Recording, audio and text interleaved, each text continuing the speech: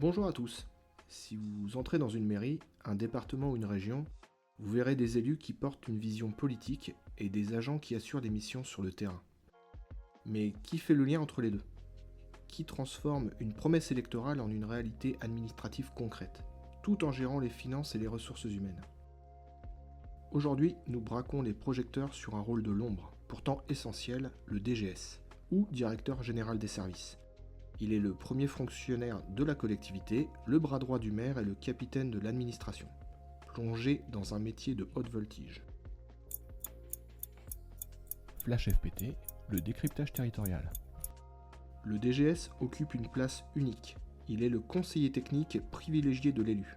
Son premier rôle est de traduire les orientations politiques en projets réalisables.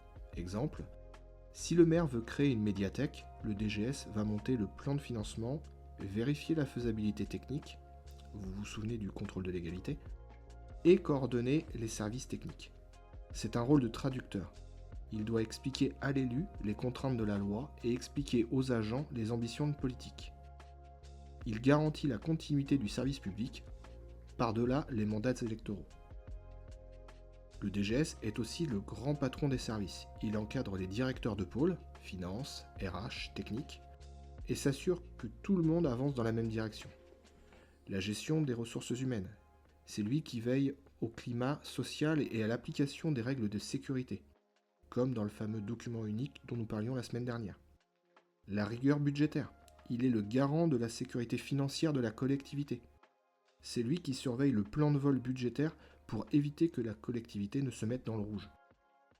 Il doit savoir décider, trancher, mais aussi déléguer. C'est un métier qui demande une résistance au stress importante et avoir une vision à 360 degrés dans tous les domaines, du social au numérique, en passant par l'urbanisme.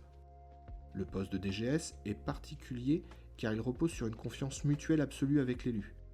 Dans les grandes collectivités, c'est ce qu'on appelle un emploi fonctionnel, ce qui signifie que l'élu peut choisir son DGS.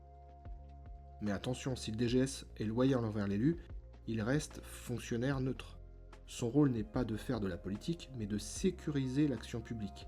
Il doit parfois avoir le courage de dire non à un projet s'il présente un risque juridique ou financier trop grand.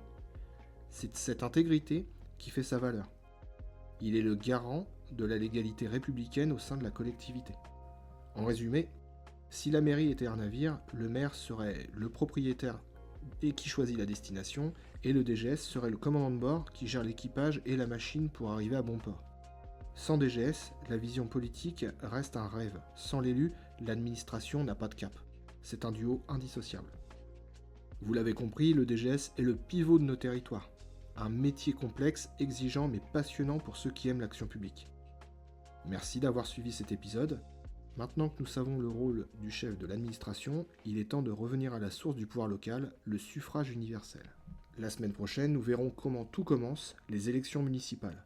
Comment devient-on premier magistrat de la commune et comment se déroule le premier conseil municipal si particulier. À la semaine prochaine.